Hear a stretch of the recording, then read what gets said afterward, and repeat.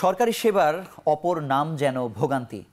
যে সেবায় মানুষের চাপ যত গুণ, সে সেবায় ভোগান্তির মাত্রাও তত গুণ। সরকারি ওয়েবসাইট সেবাকুঞ্জে মোট ৩৮৪টি সরকারি সেবা অন্তর্ভুক্ত করা আছে। যদিও এই সেবার সংখ্যা আরও অনেক বেশি। সেই সেবা কিভাবে কত সময়ে নেওয়া হবে সেটিও উল্লেখ করা আছে স্পষ্টভাবে, যদিও বাস্তবতার সঙ্গে এর মিল সামান্যই। সরকারি সেবায় সীমাহীন ভোগান্তি নিয়ে আজ সারাদিন এখন টিভিতে প্রচারিত হয়েছে বিশেষ প্রতিবেদন। তারই প্রেক্ষিতে এখন প্রকাশের আজকের আলোচনার বিষয় সেবকের সেবা।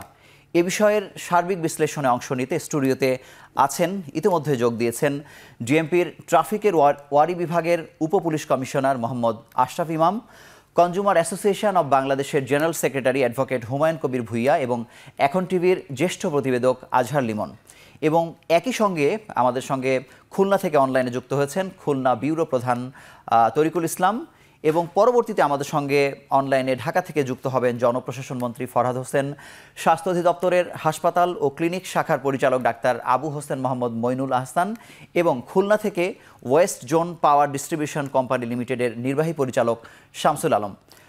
অনলাইনে এবং আমাদের স্টুডিওতে যারাই যুক্ত হয়েছেন, আপনাদের সবাইকে আমাদের সঙ্গে যুক্ত হওয়ার জন্য আন্তরিকভাবে অভিনন্দন জানাচ্ছি। ধন্যবাদ। আমরা আগেই বলেছি যে সারাদিন একটি বিশেষ প্রতিবেদন তৈরি হয়েছে। প্রতিবেদনটি তৈরি করেছেন আমাদের দুজন রিপোর্টার, একজন আমাদের স্টুডিওতে আছেন, একজন খুলনা থেকে যুক্ত হয়েছেন। আমি প্রথমেই আজহার লিমন আপনার কাছে জানতে চাইবো যে আসলে এই অনেক ধরনের সরকারি সেবা রয়েছে, সরেজমিনে গিয়ে আসলে আপনি কি দেখতে পেয়েছেন বা কি উঠিয়ে এনেছেন আমাদের জন্য? সেটি সারাদিনে আমরা প্রচার করেছি। আমরা যেটি এই আজকের অনুষ্ঠানেরও নাম দেওয়া হয়েছে সেবকের সেবা, যারা সরকারি কর্মকর্তা কর্মচারী, সংবিধান অনুসারে তাদেরকে কর্মচারী বলা হচ্ছে, তাদের একটা বড় ধরনের বরাদ্দও তাদের পেছনে যাচ্ছে বেতন ভাতায়। তো এই দপ্তরগুলোর এর মূল বিষয় হলো সরকার পরিচালনা, বা ঘুরিয়ে বললে এটাকে মানুষের সেবা করার জন্যই বলা হচ্ছে। কিন্তু এই সেবকরা আসলে যাদের সেবা করার কথা, সেই সেবাটা কতটা দিচ্ছে, কতটা সহজে দিচ্ছে, এটাই আমরা দেখানোর চেষ্টা করেছি। এবং বাস্তবে আমরা যখন মাঠে গিয়েছি, আসলে শুভ আপনিও মাঠে যান, যেটি হলো যে আমরা যখন সাধারণ একজন সেবা গ্রহীতা হিসেবে কোথাও যাই এবং ক্যামেরা সহ আমাদের ইনস্ট্রুমেন্টগুলো সহ যখন কোথাও যাই, এই দুটি বিষয়ের মধ্যে কিন্তু পার্থক্য থাকে। আমরা যখন সাংবাদিক হিসেবে কোথাও যাই, সব কিছু ঠিকঠাক ঝকঝকে তকতকেই আমরা দেখি, কিন্তু এর অন্তরালে সাধারণ মানুষ যে কতটা ভোগান্তিতে পড়ে সেগুলো আমরা চেষ্টা করেছি তুলে আনার জন্য। যেটা আমরা দেখেছি যে সরকারের অনেক উদ্যোগ আছে এই সরকারি কর্মকর্তাদের, এই সরকারি যে সমস্ত, এবং বড় সেবা খাত কিন্তু এই সরকার, তো সেটিকে উন্নত করার জন্য অনেক অনেক উদ্যোগ আছে, কিন্তু আসলে মানুষ সেবা পাচ্ছে না। এর কারণ আন্তরিকতায় ঘাটতি আছে, দুর্নীতি আছে, নানান ধরনের অনিয়ম কিন্তু আছে। সেগুলো আমরা এই আমাদের রিপোর্টে দেখানোর চেষ্টা করেছি। আপনাকে অসংখ্য ধন্যবাদ। আমরা তরিকুল ইসলামের কাছে জানতে চাইবো যে খুলনা অঞ্চলে আপনি আসলে অনেক কিছু দেখানোর চেষ্টা করেছেন, সেখানে আসলে ব্যত্যয়গুলো কি দেখেছেন বা সরকারি সেবা নিতে গিয়ে মানুষের ভোগান্তির মাত্রা আসলে কেমন ছিল? শুভ, আমি অন্তত 7টি জায়গায় সেবা সংস্থাগুলো যেগুলো রয়েছে সেই সব জায়গায় স্পর্শ করার চেষ্টা করেছি। আমি উপকূলীয় এলাকায় গিয়েছি এবং শহরেও কয়েকটি জায়গায় গিয়েছি। বিশেষ করে উপকূলীয় এলাকায় আমি সাধারণ মানুষের সঙ্গে যখন কথা বলেছি বা সরজমিনে যখন দেখেছি, আসলে চিত্র কিন্তু সত্যি আমি বলবো যে হতাশাজনক। অর্থাৎ সেবা যারা গ্রহণ করার ইচ্ছা নিয়ে যারা যাচ্ছে বিভিন্ন দপ্তরে, স্বাস্থ্যসেবা বলেন বা সমাজসেবা অধিদপ্তরের বিভিন্ন খাত রয়েছে সেটা বলেন, সবাই কিন্তু তাদের সবার মধ্যে একটা হতাশা কাজ করছে। কোথাও দালাল শ্রেণী সেখানে জুটে গেছে, যেগুলো সাধারণ মানুষের পক্ষে সেটি অতিক্রম করা আসলে দুঃসাধ্য ব্যাপার, কারণ এর সঙ্গে যোগসাজশ রয়েছে সংশ্লিষ্ট কার্যালয়গুলোতে এবং অদৃশ্যভাবে অনেক কাজ সেখানে হচ্ছে। যেমন একজন গর্ভবতী মায়ের জন্য যে সেবাটা বা যে অনুদানটা সমাজসেবা অধিদপ্তর থেকে দেওয়া হচ্ছে, আমি খুলনার প্রেক্ষাপটে বলি, এই ধরনের একটি যে ঘটনা বা কেস স্টাডি আমি কিন্তু নিজেই সরজমিনে যে ধরেছিলাম, আমি যখন অন্য চ্যানেলে কাজ করতাম তখনও দেখেছি।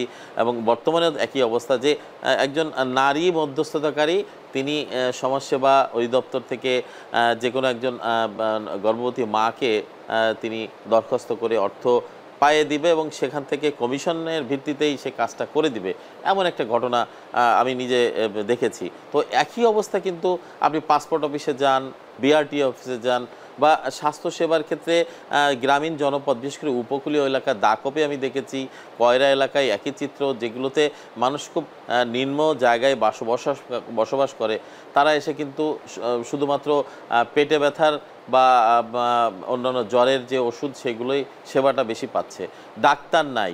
এইটা কিন্তু বড়, মানে ডাক্তার যারা আছে তারা কিন্তু শহরে এসে প্র্যাকটিস করতেছে এবং মাঝে মাঝে তারা হাজিরা দিয়ে সেখান থেকে চলে আসে, এটা কিন্তু মনিটরিং ব্যবস্থা নাই। এই জায়গাটাই কিন্তু একটু কাজ করার সবচেয়ে বড় বেশি সুযোগ রয়েছে। পাশাপাশি আমরা আরেকটি কথা বলতে চাই যে মানুষের যে প্রত্যাশার জায়গা আর সেবা সরকার দিচ্ছে, সেবার সঙ্গে বিভিন্ন ধরনের সেবা দিচ্ছে, এই সেবা সম্পর্কে কিন্তু শহরের মানুষ কিন্তু কম জানে বা গ্রামের মানুষ শুনে শুনে কিন্তু বিভিন্ন মানুষের কাছে পৌঁছাচ্ছে। কিন্তু সিটিজেন চার্টার দেওয়া হয়েছে নাম সর্বস্ব বিভিন্ন জায়গায়, কিন্তু সেটা কিন্তু যারা সাধারণ মানুষ তারা কিন্তু বুঝে উঠতে পারছে না কার কাছে যে জমির সেবা নিবে, ভূমির সেবা কোথা থেকে নিবে, বা কোথা থেকে স্বাস্থ্যসেবা নিবে, কোথা থেকে সরকারি অনুদান প্রেক্ষিতে ক্যান্সারের চিকিৎসা করবে বা অন্যান্য চিকিৎসাগুলোর জন্য সুযোগ সুবিধা সরকার দিয়েছে সেগুলো কীভাবে তারা নিবে, সেই দোরগোড়ায় কিন্তু পৌঁছাচ্ছে না। এবং সেখানে কিন্তু একটা সদিচ্ছার অভাব রয়েছে। যারা এই কর্মকাণ্ডের সাথে সরকারি কর্মচারী যারা জড়িত রয়েছে, কর্মকর্তা যারা জড়িত রয়েছে, তারা কিন্তু সেবক হতে পারেনি এবং সেবক মানসিকতা না থাকার কারণেই এই যে গ্যাপটা রয়েছে, এই গ্যাপটা আমি স্পষ্ট দেখতে পেয়েছি। আমরা বুঝতে পেরেছি। আপনাকে অসংখ্য ধন্যবাদ আমাদের সঙ্গে যুক্ত হওয়ার জন্য। আমি অধ্যাপক হুমায়ুন কবির আপনার কাছে জানবো যে এই যে চিত্র আমাদের রিপোর্টার যারা তুলে এনেছেন, কেন আসলে এতদিন পার হবার পরেও মানে এত সেবা খাত বাড়ছে, মানুষের প্রত্যাশা বাড়ছে, সরকারও নানাভাবে চেষ্টা করছে, কিন্তু এই সমস্যাগুলোর কেন হচ্ছে যদি আপনার কাছে জানতে চাই। ধন্যবাদ আপনাকে। এই সমস্যাগুলি যদি আমরা চিন্তা করি বা বলি আর কি, আসলে সাধারণ মানুষ যারা আর কি, যারা প্রজাতন্ত্রের কর্মচারী হিসেবে যাদেরকে আইডেন্টিফাই করা হয়েছে আমাদের সংবিধানে, তারা হয়ে গেছে বড় বড় সাহেব। এই সাহেবদের কাছে গিয়ে কিন্তু আমরা সবচেয়ে বেশি প্রতারিত হচ্ছি। এবং যারা সরকারি কর্মকর্তা যারা আছেন আর কি, ভালো কর্মকর্তা অবশ্যই আছে, সেটা আমরা স্বীকার করি, আমরা তাদেরকে স্যালিউট করি। কিন্তু এই সরকারি কর্মচারী যারা আছে, যারা আমরা বিশেষ ক্যাডারের পরীক্ষা দিয়া পাশ করে যারা আসছে, তারা কিন্তু মেধাবী দুর্নীতিবাজ। তাদের এই দুর্নীতির কারণে কিন্তু আমরা যে সেবাটা পাওয়ার কথা সেটা আমরা সেবা পাই না। আমরা যদি স্বাস্থ্য খাতের কথা বলেন, এটার মধ্যে একটা অরাজকতা চলতেছে। আমি একজন ডাক্তারের সাথে কথা বললাম, উনি বললো যে দালাল তো বাইরে থেকে আসতে হয় না, ডাক্তারের মধ্যে দালাল আছে। অর্থাৎ তারাই দালালি করে যে আমার এই টেস্টটা আপনার ওই ল্যাবে করতে হবে। আমাদের আজকের প্রতিবেদনে দেখিয়েছি, হ্যাঁ দেখেছি, এরকম হাসপাতাল থেকে পাঠানো হচ্ছে বেসরকারি কোনো একটি ল্যাবে, হাসপাতালে পাঠানো হয়। এবং ওইখান থেকে একজন ডাক্তার যদি 40% যদি সে মানে কমিশন পায় আর কি, তাইলে এখন বোঝেন আপনি যে সেবাটা কতটুকু দিবে। এবং এই সেবার এই টাকাটা কিন্তু আবার আলটিমেটলি আমি যে ভোক্তা সাধারণ মানুষ যারা আর কি, তাদের থেকে কিন্তু এই টাকাটা নেওয়া হচ্ছে। তো ডাক্তারদের মধ্যে কিন্তু এই ধরনের দালাল রয়ে গেছে, বাইরে থেকে দালাল খুঁজতে হয় না, এটা ভুরি আছে। আমি ডাক্তাররা কমিশন 40% থেকে 50%।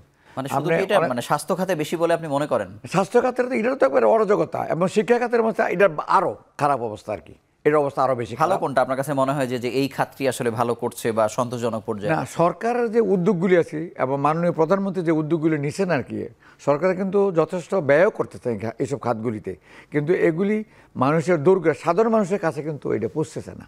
এটা হলো সবচেয়ে দুঃখজনক। কারণ ডাক্তার সাহেব, মনে করেন উপজেলার ডাক্তার, আমি যদি কুমিল্লা উপজেলার কথাই বলি আর কি, আমি যে উপজেলা থাকি আর কি, ওইখানে ডাক্তার সাহেবরা থাকেন না।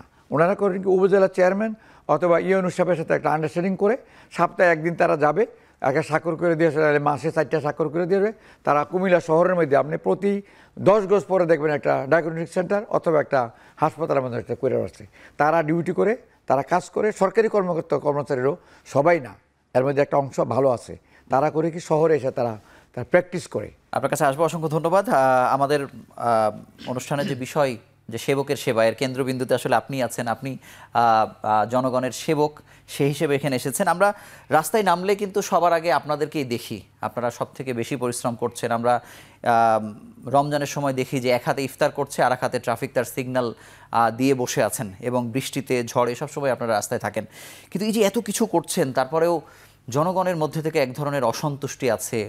যারা চালক আছেন বা যাদেরকে আপনারা ধরছেন, তাদের মধ্যে এক ধরনের অশ্রদ্ধাও আছে। মানে এটা কেন এখনো আছে বলে আপনি মনে করেন? ধন্যবাদ আপনার প্রশ্নের জন্য। আসলে আমরা তো ট্রাফিক ডিপার্টমেন্ট, আমরা রাস্তায় 18 ঘন্টা 19 ঘন্টা থাকি। তো আমাদের ভালো কাজগুলোকে আসলে হাইলাইট করতে হবে, অধিক অধিক হাইলাইট করতে হবে। ধরেন আপনার একজন রিপোর্টার যখন একজন রাস্তায় দাঁড়িয়ে রিপোর্ট নিবে, তখন যেই সময়টাতে গাড়ির প্রেশার বেশি সেই সময়টাতে আপনি ক্যাপচার করলেন।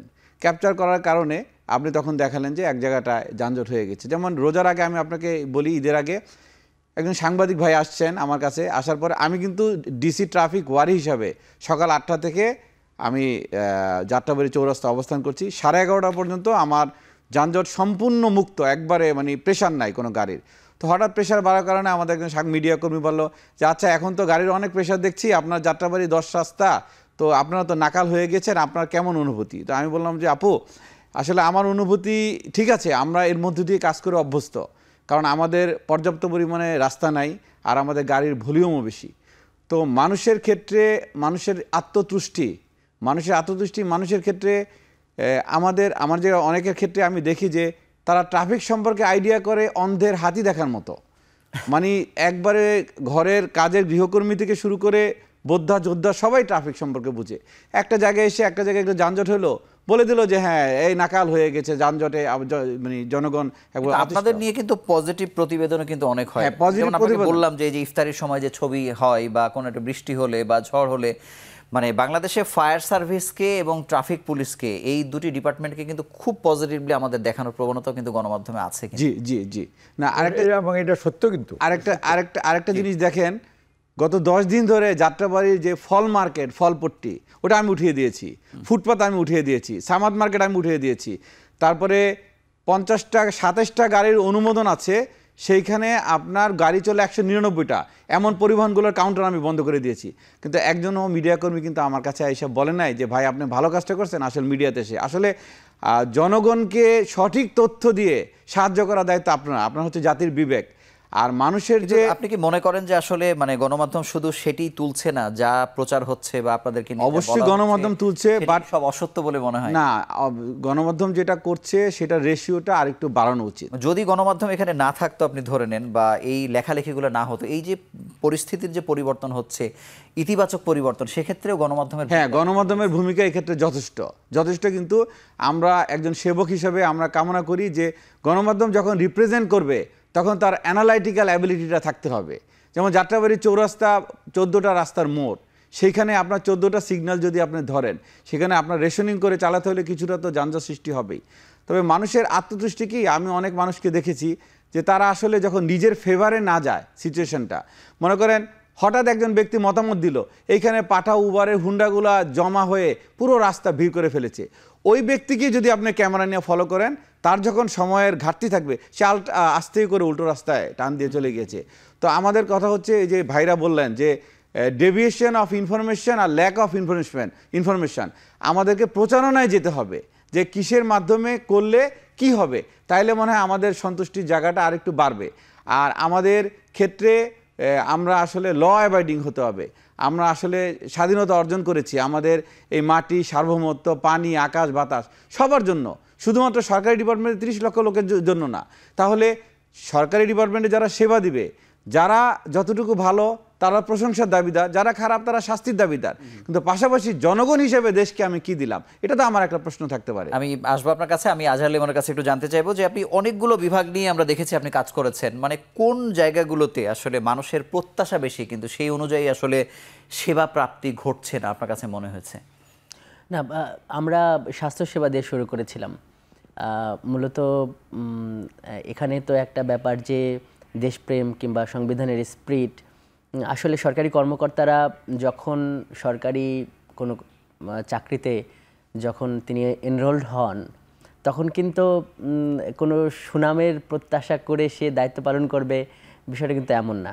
হ্যাঁ, সে এই প্রতিশ্রুতি নিয়ে আসেন যে সে সেবা দিবেন। এবং আমরা যেটা দেখেছি এই যে সরকারি চাকরি আইনেও কিন্তু এটা আছে যে যৌক্তিক সময়ের মধ্যে সেবা দিতে হবে, অথবা আরেকটি বিষয় আছে যে নির্ধারিত সময়ের মধ্যে সেবা দিতে হবে। এই দুইটি জায়গাতে কিন্তু আমরা অনেক তফাৎ দেখেছি।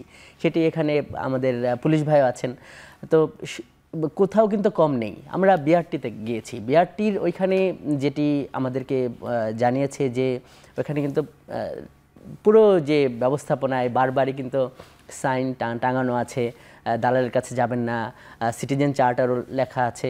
সিটিজেন চার্টার কয়জন দেখছে বা কয়জন পড়তে পারছে সেটা আলাদা বিষয়, কিন্তু ওখানে কিন্তু দালাল চক্র ঠিকই কাজ করে যাচ্ছে।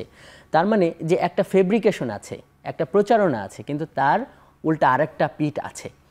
ভালো কাজ প্রত্যেকটা ডিপার্টমেন্টের লোকেরা তো করছে, আমরা কিন্তু সেটা দেখি বা দেখছি, কিন্তু যেখানে অনিয়ম আছে ভালো কাজ তারা করবে, এটাই তো তার দায়িত্ব। অনিয়মের জায়গাটিতে কথা বলাই তো আমাদের। এবং ভালো কাজ করার সংখ্যা আসলে কম হলে কিন্তু তাকে ফলো করে প্রচারের ঘটনাও কিন্তু ঘটছে। প্রচার কোনো একজন ডাক্তার যদি ব্যতিক্রমী হন, কম ফিজ নিচ্ছেন বা বেশি সময় দিচ্ছেন, তাদেরকে কিন্তু গণমাধ্যম কিন্তু নিয়ে আসছে, তারা কিন্তু পরিচিত হচ্ছেন। বিআরটি এর কথাটা বলি, বিআরটির কথাটাই ওইখানে আমরা দেখছি যে একদম আপনার যেগুলো ফিটনেস নেই সেই সমস্ত গাড়িরও কিন্তু ফিটনেস দিয়ে দেওয়া হচ্ছে, নামমাত্র ড্রাইভিং লাইসেন্স দেওয়া হচ্ছে। এই শহর, ঢাকা শহরের কথা যদি বলা হয়, প্রশ্ন ধরে আমি ছোট্ট করে শুধু আপনার কাছে জানতে চাই যে এই এত নিয়ন্ত্রণের আপনারা চেষ্টা করছেন, অভিযান চালাচ্ছেন, তারপরেও কিন্তু মাঝে মাঝে কিন্তু আমরা দেখি যে মানে গাড়ির চেহারার দিকে তাকালে আমাদের অস্বস্তি লাগে যে রাজধানী শহরে, বাংলাদেশের রাজধানীতে এই ধরনের গাড়ি কেন চলবে। এটি যদিও আপনাদের পুরো সব অঞ্চলের বক্তব্য, কিন্তু আপনার কাছে আমি ছোট করে আসলে জানতে চাই। ধন্যবাদ। আমি 2-3 দিনের ব্যবধানে গত কয়েক মাস আগে 450 ফিটনেসবিহীন গাড়ির বিরুদ্ধে মামলা করেছি। তো বিষয়টা হচ্ছে, মামলা যখন করা হয় তখন ওরা মামলাটা ভাঙায় না, মানে জরিমানা দিয়ে যে কাকে স্লিপটা নিয়ে যাবে সেটা করে না। সেটা 3 মাস পর্যন্ত না করলে সেটা আমরা কোর্টে পাঠাই নন এফআইআর প্রসিকিউশন হিসেবে ওয়ারেন্ট বের করার জন্য। এখন ধরেন এই যে আমি বললাম যে একটা ব্যানারের 50টা গাড়ির মধ্যে এই ধরেন মাওয়া রুটে 27টার অনুমোদন আছে, 23টা হয়তো বা কক্সবাজার সিলেট রুটে অনুমোদন আছে। তো 27টার জায়গায় গাড়ি চলতেছে 199টা, 22টা গাড়ি আমার ডাম্পিং গ্রাউন্ডে ধরা আছে, ঠিক আছে।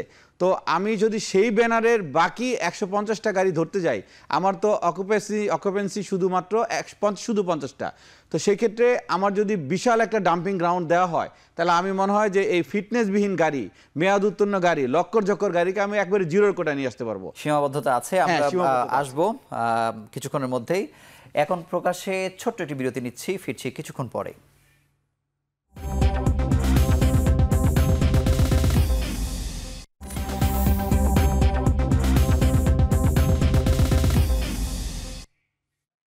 ফিরলাম বিরতির পর, দেখছেন এখন প্রকাশ।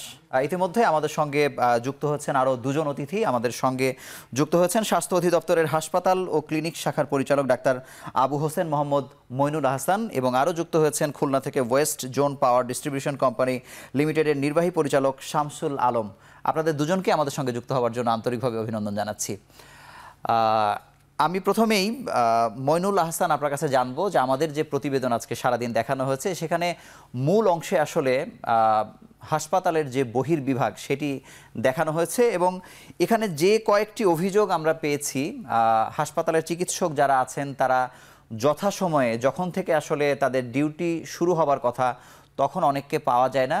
আবার ডাক্তারদের মধ্যে এমন প্রবণতা আছে, যখন কোনো পরীক্ষা নিরীক্ষা দেয়া হয় তখন লিখে দেয়া হয় যে অমুক হাসপাতাল বা পার্শ্ববর্তী কোনো প্রাইভেট ক্লিনিকে গিয়ে করে আসেন, এমন অভিযোগ আমরা পেয়েছি। এগুলোকে আসলে আপনারা, এই অভিযোগগুলো আসলে আপনাদের কাছে আছে কিনা, পৌঁছায় কিনা, বা আপনাদের তদারকি আসলে কোন পর্যায়ের?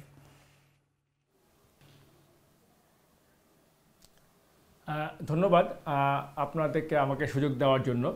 আপনাদের প্রতিবেদনটা আমি কয়েকটা দেখেছি বা আমি পুরো প্রোগ্রামটাই ফলো করছিলাম, যে আপনার অভিযোগটা আমরা শুনেছি, যে সব কিছু আমরা শুনেছি। আর আপনারা বলছেন যে আসলে দেখেন, একটা হাসপাতালের আমরা 3টা বিভাগ নিয়ে কাজ করি, অন্তর্বিভাগ, জরুরি বিভাগ এবং বহির্বিভাগ। এখানে সাধারণত জরুরি বিভাগ এবং যেটা বহির্বিভাগ, দুটা মিলে আসলে আমরা এটাকে বহির্বিভাগ বলি। আপনি যদি আমাদের হাসপাতালের ডেটাগুলো চেক করেন যে আমাদের হাসপাতালে প্রতিদিন আমরা কত সেবা দিচ্ছি, আপনি বলছেন হাসপাতাল ডাক্তাররা দেরিতে আসছে, আগে চলে যাচ্ছে, কিন্তু দেখবেন যে আপনি যদি অঙ্কের হিসাবে আসেন যে আমাদের প্রতিটি চিকিৎসক এই যে 4-5 ঘন্টার সময়, তার মধ্যে প্রায় 150 থেকে 200 রুগীর চিকিৎসা তারা দিচ্ছে। এবং তারা যদি পরে এসে আগেই চলে যায়, তাহলে এই প্রতিটা চিকিৎসকের পক্ষে প্রায় 150 রুগী বা 100 বেশি রুগী চিকিৎসা দেওয়া সম্ভব কিনা, এটা দেখার বিষয় অবশ্যই আছে। আমি একদম অভিযোগ অস্বীকার করছি না, আমি কখনোই বলছি না যে আমরা সবাই ধোয়া তুলসী পাতা, কিন্তু আমি মনে করছি যে দৃষ্টিভঙ্গিতে কিন্তু পজিটিভ দৃষ্টি থাকা উচিত, যে আমরা যে সবাই যে পরে এসে আগে চলে যাচ্ছে তা কিন্তু না, একটা বড় অংশই কিন্তু আগে এসে পরে যাচ্ছে।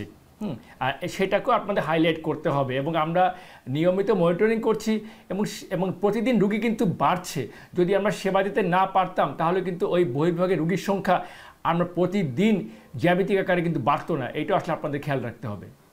বিভিন্ন প্রান্ত থেকে মানুষ কিন্তু 1 ঘন্টা নয় 2 ঘন্টা 3 ঘন্টা 5 ঘন্টা পর্যন্ত অপেক্ষা করে। একটি বিষয় আমি বলে রাখি যে অনেক ক্ষেত্রে দেখা যায় যে আপনার প্রচুর জনবলের সংকট আসলে রয়েছে। আমি প্রায় 30টা জেলার হাসপাতালে খুঁজে দেখেছি যে 30 থেকে কোনো হাসপাতালে 60% পর্যন্ত জনবল, এবং এর প্রভাব অবশ্যই বহির্বিভাগেও পড়ছে। এই জনবলের সংকট নিরসন আসলে কেন হচ্ছে না সেটি যদি বলেন।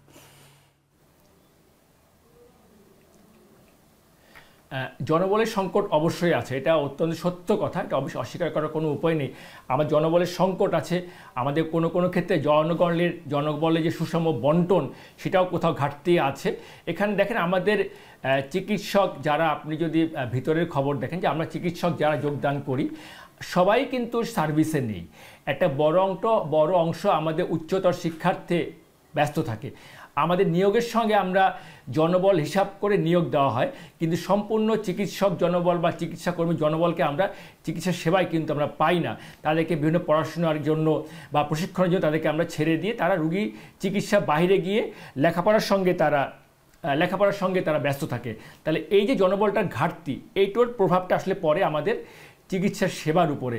আমরা সব জনগণের ঘাটতি আছে এবং এই ঘাটতির জন্য কখনো সেবাটা বিঘ্নিত হয়। তাই জনবল, আপনি আমাকে প্রশ্ন করেন যে আপনি পরিচালক হাসপাতাল, আপনি এখানে কি করছেন, আমার দায়িত্ব হচ্ছে আমাকে সরকার যে জনবল দিবে সেটা নিয়েই তার সর্বোচ্চ সেবা দেওয়া। এখন তবে জনবল নিয়োগের জন্য এইটা আসলে আমাদের দায়িত্ব না, এটা পিএসসি আছে বা মন্ত্রণালয় আছে, তারা নিরন্তর কাজ করে যাচ্ছেন। কিন্তু সরকারেরও কিন্তু সীমাবদ্ধতা আছে, সরকারের কিছু রুলস অ্যান্ড রেগুলেশন মেটে নিয়োগ দিতে হয়। এসব করতে গিয়ে আমাদের জনবলের ঘাটতি দেখা দেয়। আমাদের দেখেন মাননীয় প্রধানমন্ত্রী কোভিডের সময় অত্যন্ত দ্রুত গতিতে কয়েক হাজার চিকিৎসক নিয়োগ দিয়েছেন এবং সামনে আমাদের বড়সড় একটা নিয়োগের প্রক্রিয়া চলমান আছে। আশা করি নিয়োগটা দিতে পারলে কিন্তু আমরা হয়তো জনবলের ঘাটতি সম্পূর্ণ পূরণ করতে না পারলেও একটা সহনীয় জায়গায় আনতে পারবো। আমরা কাজ করে যাচ্ছি এই জনবল নিয়োগের জন্য। আপনাকে অসংখ্য ধন্যবাদ আমাদের সঙ্গে যুক্ত হওয়ার জন্য। আমি একটু যেতে চাই শামসুল আলম আমাদের সঙ্গে খুলনা থেকে যুক্ত হয়েছেন। বিদ্যুৎ নিয়ে আসলে অভিযোগ বাড়ছেই, বিদ্যুতের সক্ষমতাও যেমন বাড়ছে, অভিযোগও তেমন বাড়ছে। একটি বিষয় ঘুরে ফিরে এখন আসছে যে ভুতুড়ে বিল বা প্রিপেইড মিটারে আসলে জনগণের ভোগান্তি বাড়ছে, অনেক বেশি খরচ হচ্ছে। এই অভিযোগগুলো আপনার এলাকাতেও আছে এবং খুলনা শহরে যেমন বিদ্যুতের তেমন কোনো ঘাটতি নেই, কিন্তু প্রত্যন্ত অঞ্চলে দেখা যায় যে অনেক টাকা দিয়ে বিদ্যুৎ কেনার পরেও আসলে নিরবচ্ছিন্ন বিদ্যুৎ সেবা থাকছে না। এ বিষয়ে আসলে আপনার বক্তব্য জানতে চাই। আসসালামু আলাইকুম। ওয়েস্টজন পাওয়ার ডিস্ট্রিবিউশন কোম্পানি 21টা জেলায় দক্ষিণাঞ্চলে বিদ্যুৎ সরবরাহ করে থাকে। তো আমাদের সত্যিই বলেছেন যে আমাদের খুলনা অঞ্চলে বিদ্যুতের ঘাটতি নাই, আমরা গ্রাহককে ঠিকমতো সেবা দিতে পারছি। আর প্রিপেড মিটার সম্পর্কে যেটা বললেন, আসলে এটা একটা ভ্রান্ত ধারণা। প্রথম যখন মিটারে চার্জ করা হয় তখন ডিমান্ড চার্জ এবং যে ভ্যাটটা আগেই কেটে নেওয়া হয়, যার জন্য গ্রাহকরা মনে করে যে তার এটা সমস্যা আছে। আসলে তা না, প্রিপেড গ্রাহকরা বরং 0.5% তাদের টোটাল বিলে রিবেট পায়। এটা আমরা গ্রাহকরা, আমাদের খুলনা অঞ্চলে এরকম অভিযোগ নাই, কিছু কথা আমরা শুনছি, বাট গ্রাহকদেরকে আমরা এটা ভালো মতো বুঝিয়ে দিয়েছি। আমাদের এলাকায় গ্রাহকদের এই সব বিষয়ে তেমন কোনো নাই, সমস্যা নাই। আপনাকে ধন্যবাদ। আমাদের সঙ্গে যুক্ত আছেন দুজনেই এখন আপাতত বিদায় নিয়েছেন। আমি স্যারের কাছে একটু জানতে চাই যে এই যে এত ধরনের সমস্যা হচ্ছে, এই সমাধান আসলে কবে নাগাদ হতে পারে বা আপনার পর্যবেক্ষণ আসলে কি বলে বা কনজিউমার অ্যাসোসিয়েশন কি বলছে? আসলে যেটা মনে করি সরকারের যে উদ্যোগগুলি আছে আর কি, আমাদের লোকবল যতটুকু আছে অতটুকু কিন্তু যদি প্রপার ওয়েতে এটা ব্যবহার করা হয় আর কি। যদি আপনি পুলিশের কথা যদি চিন্তা করেন আর কি, যে ট্রাফিক পুলিশ কিন্তু আমি বলবো আর কি তাদের যে দায়িত্ব আর কি, তারা যেটা পালন করার কথা সেটা কিন্তু আমি মনে করি যে তারা যথাযথভাবে তারা পালন করে। কিছু আমার যখন গাড়ি আছে আমি চেষ্টা করি আরেকটা গাড়িকে ওভারটেক করার জন্য, এই দোষটা কিন্তু ট্রাফিক পুলিশের নেই, দোষটা কিন্তু আমারও সচেতন হওয়ার দরকার আছে। আমি সিগন্যাল মানি না, আমি নিজে মানতেছি না সিগন্যাল, সুতরাং আমি ট্রাফিক পুলিশকে দোষ দিতে যাবো কেন? আর ট্রাফিক পুলিশের একটা সীমাবদ্ধতা আছে, সে সারাদিন কিন্তু ট্রাফিক পুলিশ কিন্তু সবচেয়ে বেশি ডিউটিটা করে, এবং তাদের যে রিটার্ন যেটা হচ্ছে তারা পাওয়ার কথা, আমি যদি তাদের কথা বলি আর কি, তাহলে কিন্তু তারা কিন্তু সেইভাবে পান না। এটাও কিন্তু সরকারের দেখা দরকার আছে।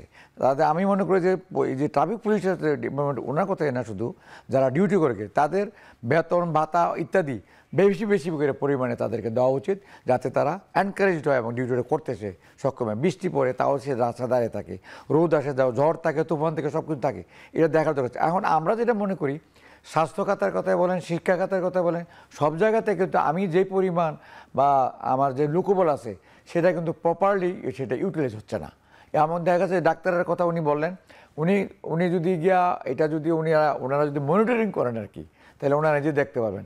আমি যখন একদিন আমি হাসপাতালের নাম বলবো না, আমি একটা হাসপাতালে নিজেই গেলাম, দেখা গেল যে 4 জন ডাক্তার ওইখানে আছেন, তারা গল্প টল্প করতেছে, তা আমি দাঁড়াই আছি, দাঁড়াই গিয়ে পরে আমি আমার পরিচয় দেওয়ার পরে তা আমাকে দেখা দিল ওনার কাছে যান, তো আমি ওনার কাছে গেলাম, ওনার কাছে যাওয়ার পরে উনি আমাকে পাঠিয়ে দিল আরেকজনের কাছে, তো ওইখানে গেলাম, যাওয়ার পরে উনি পাঠালো যে আপনি ওইখানে গিয়ে এত টাকা জমা দিয়ে আসেন।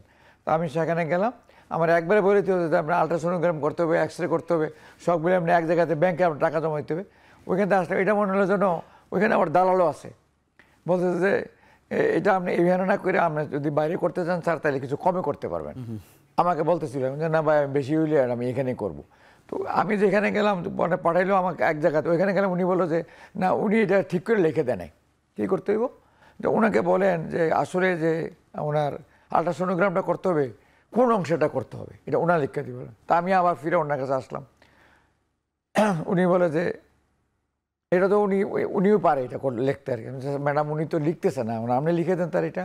তো উনি আরেকজনের সাথে গল্প করতেছে, গল্প করার পর পাকে আমি বলে যে আপনি গল্প করেন পরে আমাকে বিদায় করেন, কারণ আবার ব্যাংক বন্ধ হয়ে যাবো। ব্যাংকওয়ালা কইছে গেছি, ব্যাংক বলছে এর মধ্যে যদি না আসতে পারেন তাহলে কিন্তু আমি টাকা নিব না আপনার থেকে।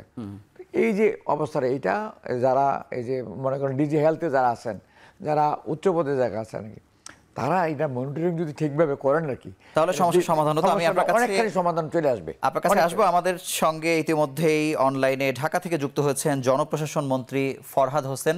আপনাকে অভিনন্দন আমাদের সঙ্গে যুক্ত হবার জন্য। আপনার কাছে আমাদের প্রশ্ন যে আপনি আজকে আমাদের টিভিতে আসলে বলেছেন যে বিভিন্ন সময়ে অভিযোগ প্রাপ্তি সাপেক্ষে বিভিন্ন গ্রেডের কর্মকর্তাদের আসলে দণ্ড দিয়েছেন আপনারা, কিন্তু এই দণ্ডের ক্ষেত্রে টিআইবির প্রতিবেদন বলছে বেশিরভাগ ক্ষেত্রে দেখা যায় যে এটি বদলি বা ওএসডি বা অব্যাহতি পর্যন্ত সীমাবদ্ধ থাকে বা বিচারিক আদালত পর্যন্ত এগুলো আসলে গড়ায় না। সেটির কারণ আপনার কাছে জানবো। আমরা ছোট্ট একটি বিরতি নিয়ে আমরা আলোচনায় ফিরছি। দর্শক আপনারা দেখছেন এখন প্রকাশ, ফিরছি কিছুক্ষণ পরেই।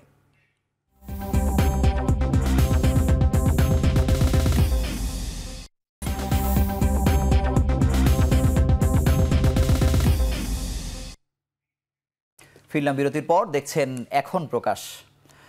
আমরা বিরতির আগেই মন্ত্রী মহোদয়কে প্রশ্ন করেছিলাম যে আসলে বিভিন্ন গ্রেডের কর্মকর্তাদের যে আসলে দণ্ডের বিধান রয়েছে, আপনি বিভিন্ন সময় দণ্ড দিয়েছেন, সেক্ষেত্রে এগুলো বিচারিক আদালত পর্যন্ত কেন গড়ায় না? আসলে আপনার মন্তব্য জানতে চাই।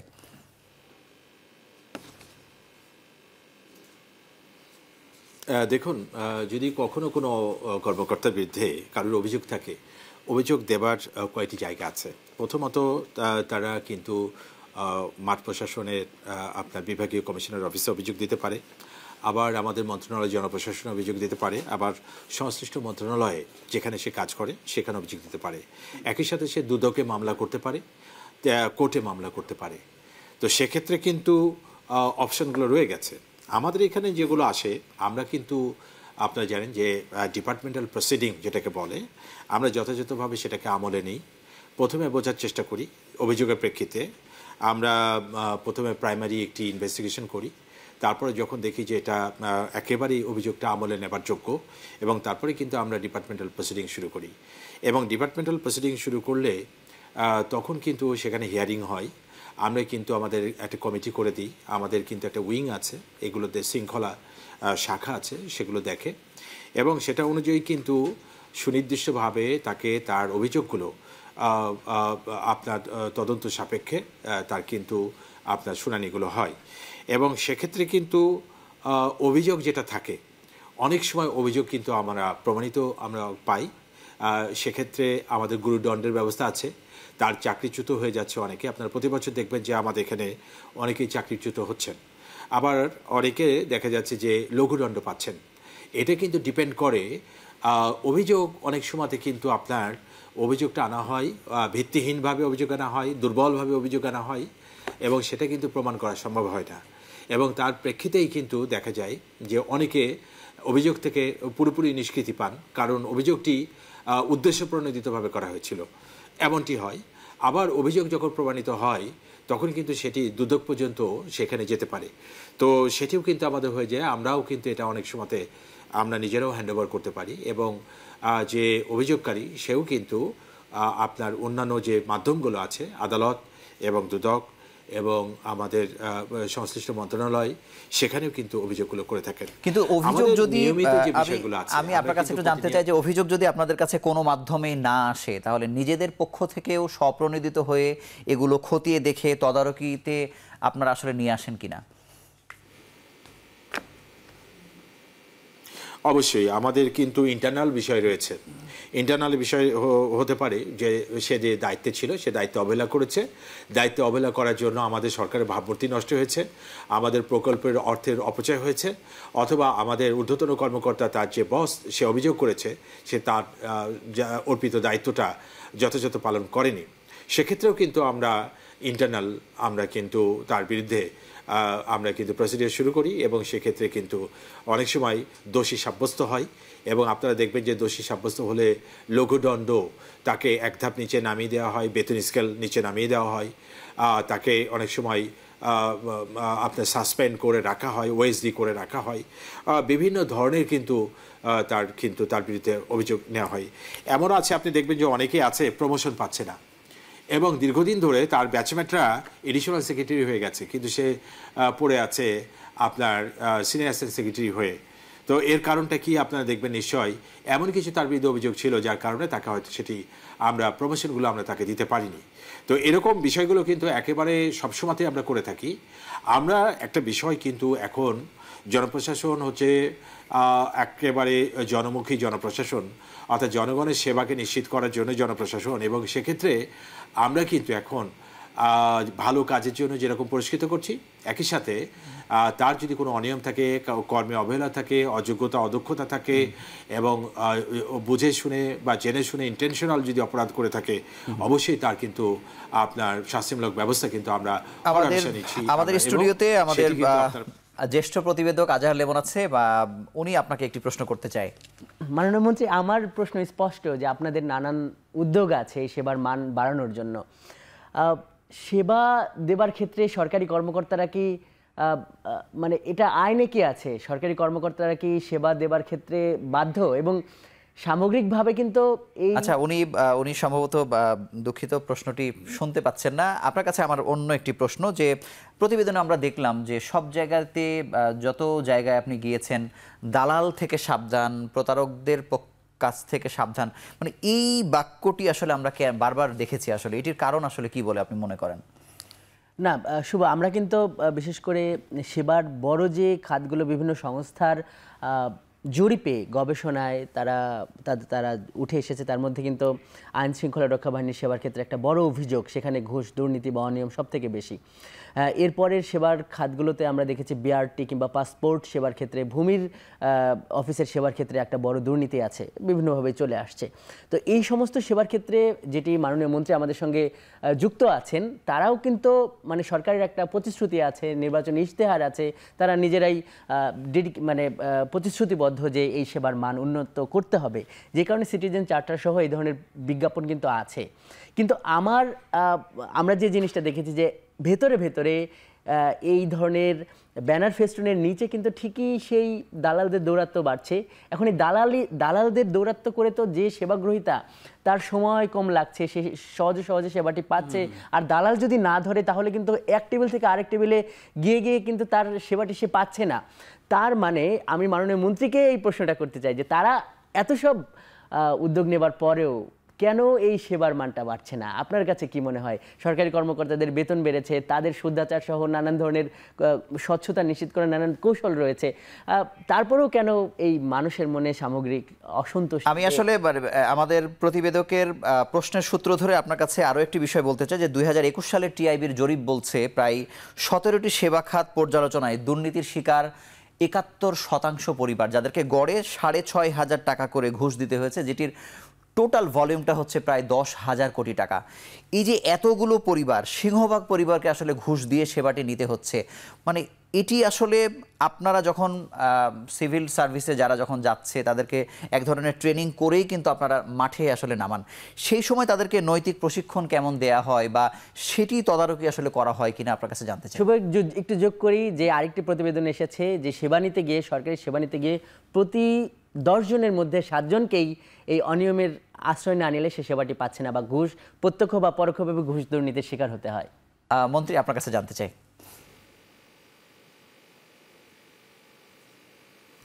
জি দেখুন, এখানে বেশ আলোচনা হচ্ছিল। প্রথমত হচ্ছে আপনার দালাল বিভিন্ন প্রতিষ্ঠানে, বিশেষ করে আপনার স্বাস্থ্যসেবা খাতে যে বিষয়টি আপনারা বলছিলেন, আমরা এখানে বলি যে আমাদের প্রত্যেকটা সেবাকে সরকারের মানুষের জন্য যে সেবা আছে সেবাকে সহজীকরণের জন্য আমরা বর্তমান সরকার অনেক চেষ্টা করেছে এবং অনেক উন্নয়নও করেছে, এবং সেক্ষেত্রে কিন্তু আমরা বিভিন্ন প্রতিষ্ঠানগুলোকে দালাল মুক্ত করতে পেরেছি। আপনারা জানেন যে আমাদের কিন্তু এখন যে আমাদের জমির পর্চা আমরা কিন্তু অনলাইনে নিতে পাচ্ছি। আমাদের কিন্তু ভূমি মিউটেশন করতে গিয়ে অনেক ঝামেলা হতো আগে, সেই জায়গাগুলো আমরা ঠিক করেছি। হসপিটালগুলো কিন্তু আগে যে কোনো সময় চাইতে এখন অনেক ভালো, কিন্তু আমরা যখনই এরকম কোনো অভিযোগ পাই যে সেখানে আপনার বিভিন্ন রকম ওষুধ কোম্পানির লোকজন বা বিভিন্নভাবে বিভিন্ন ক্লিনিকের লোকজন দালালি করছে, তো সেক্ষেত্রে সঙ্গে সঙ্গে কিন্তু আমরা প্রায়ই এখন আমরা কিন্তু মোবাইল কোড করে থাকি এবং তাদেরকে ধরছি, এবং প্রতিনিয়তই কিন্তু আমরা এগুলো করে থাকি। আমি আমার নিজের নির্বাচন এলাকা যে আমাদের জেনারেল হাসপাতাল আছে 250 শয্যা বিশিষ্ট, সেখানে পরিচালনা পরিষদের সভাপতি, এবং আমাদের এরকম ঘটনাগুলো প্রায় কিন্তু ওখানে ঘটলেই সঙ্গে সঙ্গে কিন্তু আমরা মোবাইল কোডের ব্যবস্থা করি এবং প্রায় এটা হয়ে থাকে। তবে আপনি যেটা বলছেন যে আমরা চেষ্টা করে যাচ্ছি এবং এখন যথেষ্ট পরিস্থিতি ভালো হয়েছে, তবে যে বিষয়টা হচ্ছে সবসময় কিন্তু আমাদেরকে সচেতন হতে হবে। এখানে দেখা যাবে যে আমাদেরই অনেক যোগ সাজসে অনেকেই কিন্তু এই জায়গাটি কাজ করেন, যারা ক্লিনিকগুলো দিচ্ছেন হসপিটালের আশেপাশে, তাদেরও বিষয় রয়েছে। আমাদের অনেকেই হয়তো সহযোগিতা করে থাকেন, কিন্তু প্রত্যেককে এখানে এগিয়ে আসতে হবে। এখানে পরিবেশটাকে ঠিক করার জন্য এগিয়ে আসতে হবে, এখানে আমাদের কাজ করার আছে। তবে অতীতের যে কোনো সময়ের তুলনায় আমরা এই ব্যাপারে অত্যন্ত কঠোর হস্তে এই বিষয়গুলো কিন্তু আমরা দেখছি, এবং আজকে স্ট্যান্ডিং কমিটির মিটিংয়েও আমাদের অনেকগুলো বিষয় ছিল। আমি আপনার আসনের যে হাসপাতাল, যে বিষয়গুলো আপনি বলছেন, জি হ্যাঁ, আপনার আসরের যে হাসপাতালটি সেখানে আমরা গিয়েছি, মানে মূল সমস্যাটা হচ্ছে আসলে জনবলের তীব্র সংকট। আপনি যদি খোঁজ নিয়ে দেখেন আপনি জানবেন যে 40% বেশি, যেমন 50 শয্যা থেকে পর্যায়ক্রমে এটি 250 শয্যা হয়েছে, কিন্তু জনবল কিন্তু 250 শয্যার এখনও দেয়া হয়নি, যে কারণে মানুষ কিন্তু মুখ ফিরিয়ে নিয়ে বেসরকারিতে যাচ্ছে। এর সঙ্গে আমি আপনাকে আরও একটি প্রশ্ন করতে চাই যে সেবা খাতে সত্যিকারের সেবা নিশ্চিত করবে মূলত আসলে যারা সেবক, এবং তাদের নিয়োগ কিন্তু আপনাদের হাত দিয়েই হচ্ছে, সেক্ষেত্রে তাদেরকে আরও দায়িত্বশীল বা তাদের মধ্যে জবাবদিহিতা বাড়ানোর ক্ষেত্রে আরও কি কি পরিকল্পনা আসলে আপনারা বর্তমানে হাতে নিয়েছেন যদি একটু বলেন। অবশ্যই অবশ্যই অবশ্যই। আপনি দেখেন আমাদের এখন হাসপাতালগুলোতে ব্যাপকভাবে আমরা ওষুধ নিশ্চিত করেছি, আমরা কিন্তু নতুন যন্ত্রাংশ দিয়েছি, টেকনোলজিস্ট নিয়োগ করা হয়েছে। আমরা এই যে 19 সাল থেকে এই পর্যন্ত 22 সাল পর্যন্ত 42 বিসিএসের মাধ্যমে আমরা 10,792 জন ডাক্তার নিয়োগ দিয়েছি। আমরা মাত্র এই কয়েক বছরের মধ্যে আমরা কিন্তু এই বিসিএস যেটা চলমান আছে এখানে প্রায় 100 ডাক্তার নিয়োগ হবে। আমরা কিন্তু এই বছরের মধ্যে আরও প্রায় 2000 ডাক্তার একটা স্পেশাল বিসিএসের মাধ্যমে আমরা কিন্তু নিয়োগ দিতে যাচ্ছি। আমরা কিন্তু মেডিকেল হেলথ সেক্টরকে আমরা কিন্তু স্পেশালি সরকারের প্রায়োরিটি একটি আপনার কর্মকাণ্ড। আমরা স্বাস্থ্য সুনিশ্চিত করার জন্য আমাদের কমিউনিটি হেলথ ক্লিনিকগুলো যেভাবে কাজ করছে, এবং এক্ষেত্রে কিন্তু ব্যাপকভাবে আমাদের ভূমিকা রয়েছে বলেই কিন্তু আমাদের এই যে আমাদের গড় আয়ু বেড়েছে, আমাদের স্বাস্থ্যসেবার মান বেড়েছে, এবং আমরা কিন্তু এখন কোয়ালিটি সার্ভিস দেওয়ার জন্য চেষ্টা করছি। আমাদের যে এখানে অ্যাচিভমেন্ট বা অর্জনগুলো হয়েছে সেটা কিন্তু নিশ্চয়ই দেখেছেন করোনার সময় সারা বিশ্বে যে অবস্থা হয়েছে, সেক্ষেত্রে বাংলাদেশে কিন্তু যারা হেলথ ফ্রন্টিয়ার হিসেবে কাজ করেছে তারা কিন্তু অনেক ঝুঁকি নিয়ে কিন্তু চমৎকারভাবে কাজ করেছে। আমরা কিন্তু ব্যাপকভাবে নার্স নিয়োগ দিয়েছি, নার্সদের চাকরিকে আমরা তৃতীয় শ্রেণী থেকে দ্বিতীয় শ্রেণীর চাকরিতে আমরা উন্নীত করেছি এবং আমরা এখানে কিন্তু তাদের অনেক ফ্যাসিলিটি বাড়িয়েছি এবং সেখানে কিন্তু আমাদের হসপিটালগুলোতে কিন্তু ব্যাপকভাবে তাদের সহযোগিতা আমরা চাইবো যে জনপ্রশাসন মন্ত্রণালয়ের মাধ্যমে যারা সেবক আছেন তাদের জবাবদিহিতা যেন আরো নিশ্চিত হয়, এই প্রত্যাশাই। আজকের মতো আপনাকে ধন্যবাদ এবং আপনার কাছ থেকে আমরা বিদায় নিচ্ছি। দর্শক, আমরা ছোট্ট একটু বিরতিতে যাচ্ছি, আবারও দেখছেন এখন প্রকাশ।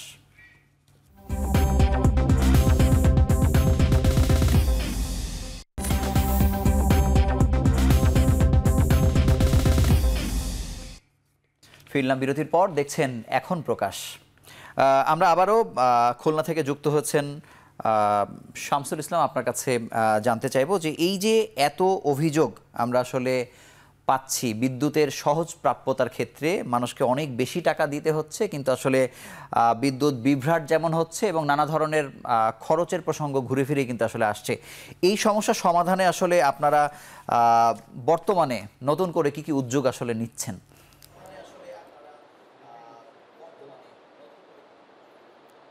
ধন্যবাদ। আসলে আপনি যে বিষয়গুলো বললেন যে বিদ্যুৎ সংযোগ নিতে যে গ্রাহকের খরচ, বিষয়টা সরকারি খরচের বাইরে আমাদের এখানে কোনো খরচই গ্রাহককে দিতে হয় না। আমাদের একটা টাইম বাউন্ড করা আছে সরকার থেকে। আবাসিক অনলাইনে দরখাস্ত করলে 2 দিনের ভিতরে আমরা আবাসিক সংযোগ দিই এবং এসটি সংযোগগুলো আমরা 2 সপ্তাহের ভিতরে আমরা গ্রাহককে দিয়ে থাকি এবং এটার আমরা ক্লোজভাবে এটা মনিটরিং করি যাতে কোনো রকম এটা ব্যত্যয় না ঘটে। প্রতি মাসে আমাদের ওরিজন পাওয়ার ডিস্ট্রিবিউশন কোম্পানিতে প্রায় 10,000-এর ভিতরে সিঙ্গেল ফেজ বিদ্যুৎ সংযোগ হয়।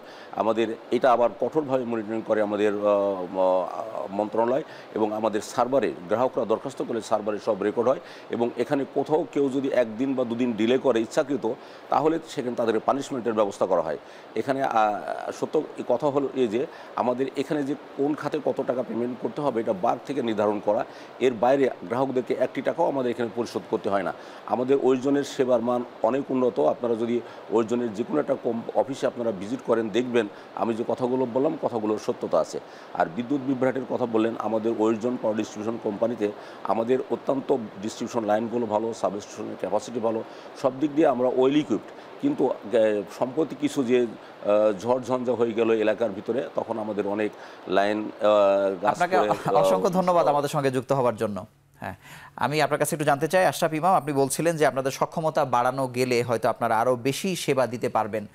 সেই সক্ষমতা কোন কোন দৃষ্টিকোণ থেকে আসলে বাড়ানো প্রয়োজন বলে আপনি মনে করেন? খুব সংক্ষেপে আপনার কাছে জানতে চাই। ধন্যবাদ আপনাকে। আপনি দেখেন রাস্তা বৃদ্ধি পায়নি, ট্রাফিকের সদস্য সংখ্যা বৃদ্ধি পায়নি, জনসংখ্যা বৃদ্ধি পেয়েছে, গাড়ির ভলিউম বৃদ্ধি পেয়েছে, পদ্মা সেতুর কারণে 40টি জেলার গমনাগমন বৃদ্ধি পেয়েছে। ট্রাফিকের সংখ্যা কিন্তু বাড়ানো হয়েছে, কিন্তু আমরা বিভিন্ন সময় কাঙ্ক্ষিত মাত্রায় না। পদ্মা সেতুর কারণে যে 40টা জেলায় গমনাগমনের সংখ্যা বৃদ্ধি পেয়েছে, তা হ্যাঁ, মূলত আমরা তো মূল রাস্তা পয়েন্ট কেন্দ্রিক কাজ করি। কোনো গাড়ি উল্টো আসলে, কোনো ট্রাক উল্টো আসলে সেগুলোর জন্য তো আমাদের বিভিন্ন পয়েন্টে আটকাতে হয়। মেইন রোড থেকে সিগন্যাল ছেড়ে আমরা সেগুলোকে আটকাতে গেলে তো আমাদের যানবাহন, এটা আমাদের ট্রাফিকের ব্যবস্থা ভেঙে পড়ে। এই জন্য আমাদেরকে অতিরিক্ত জনবল বাড়ানো উচিত বলে, জনবল বাড়লে আমরা এই পয়েন্টগুলো। ধন্যবাদ। আমি আজহার লিমন আপনার কাছে জানবো যে আপনার আসলে পরামর্শ কি, বা আসলে বিশ্লেষক যারা ছিল আপনার সঙ্গে বিশেষজ্ঞ, তারাই বা কি পরামর্শ দিচ্ছেন এই সমস্যার মূলোৎপাটনের জন্য?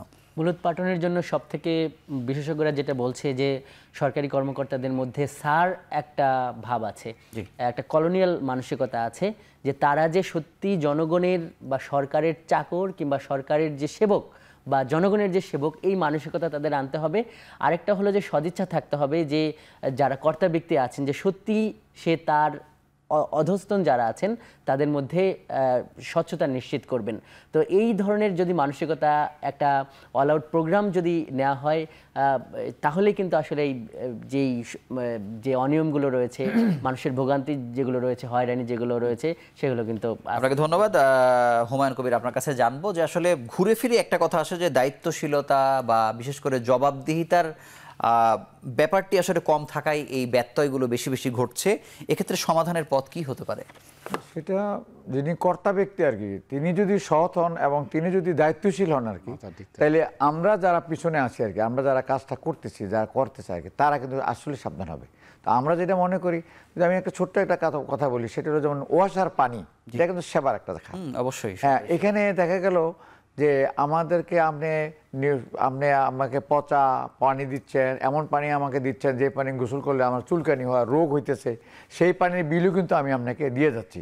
এবং এই বিলটা যাকে দিচ্ছে তারা দেখা গেলো যে যারা অফিসে বসে বসে এটাকে ভোগ করতেছেন আর কি, তারা আমাকে সে সেবাটা দিচ্ছেন না, আমি সেবা পাচ্ছি না, অথচ আমাকে পেমেন্ট করতে হচ্ছে। এই যে এখানে আমরা বুঝে মনে 1 তারিখ থেকে পানির দাম বাড়ানো হয়েছে, ওয়াসার পানির দাম 10% বাড়ানো হয়েছে। এটা কিন্তু আপনি আলটিমেটলি ঘুরে গিয়ে পণ্যের দামের উপর পড়বে, কারণ ইন্ডাস্ট্রিতে বাড়াচ্ছে 15%-এর মতন। আলটিমেটলি কি তার মানে পণ্যের দাম বাড়বে, পণ্যের দাম বাড়া মানেই আমি যা সাধারণ ভোক্তা যারা আমরা আর কি, আমি কিন্তু আমার চাহিদা মতো আমি পণ্য কিনতে পারবো না। তো এই যে আমরা যেটা বলছি আমাদের ক্যাবের পক্ষ থেকে, যে যদি এখানে দুর্নীতি, তারপরে অপচয়, এইগুলি যদি তারা মানে বন্ধ করতে পারে আর কি, কর্তা ব্যক্তিরা, তারা বলে যে আমাদের খয়রাতি প্রতিষ্ঠান, অথচ তারা পারফরমেন্স অ্যালাউন্স পর্যন্ত তাদেরকে দেওয়া হয়, যার জন্য ক্যাবের পক্ষে 3টা মামলা করা হয়েছে। তো আমরা মনে করি ভালো মানুষ অবশ্যই আছে, সরকারের অনেক উদ্যোগ আছে, সরকারের অনেক অর্জন আছে, সেই অর্জনগুলিকে টিকিয়ে রাখার জন্য ভাই ট্রাফিক ভাই পুলিশ যেভাবে বলেন নাকি ট্রাফিক থেকে এই জায়গাতে ভাই যেভাবে বলেন, আমরা মনে করি যে সবার সমন্বয়ের মাধ্যমে যা এই দেশটা সকলের, এইটা যদি সবাই মনে করে এবং এইটা যদি সকলের মধ্যে এই কাউন্সিলটা থাকে আর কি, তাইলে আমরা মনে করি যে সমস্যাগুলি আছে এই সমস্যাগুলি অচিরেই না হলেও একটা সময় এগুলি। আপনাকে ধন্যবাদ এবং আপনাদের 3 জনকে আমাদের সঙ্গে যুক্ত হওয়ার জন্য আন্তরিকভাবে অভিনন্দন জানাচ্ছি। একটি বিষয় আসলে মাথায় রাখা উচিত, যিনি একজন সেবক তিনিও কিন্তু অন্যান্য সকল সেবার গ্রহীতা। তিনি যদি দায়িত্বশীল না হন তাহলে অন্যান্য সেবা খাত থেকে তিনিও কিন্তু দায়িত্বশীলতা আশা করতে পারেন না। এক্ষেত্রে জনগণের সচেতনতা যেমন প্রয়োজন এবং প্রত্যেকটি সেবককে আসলে সেবার মানসিকতা তৈরি করা উচিত, এবং যারা আসলে সেবা দিচ্ছেন না তাদেরকে কঠোর জবাবদিহিতার মধ্যে আনতে পারলেই এই সমস্যার সমাধান হবে বলে আমরা আশা করছি। এবং এই প্রত্যাশায় শেষ করছি আজকের এখন প্রকাশ। শুভরাত্রি।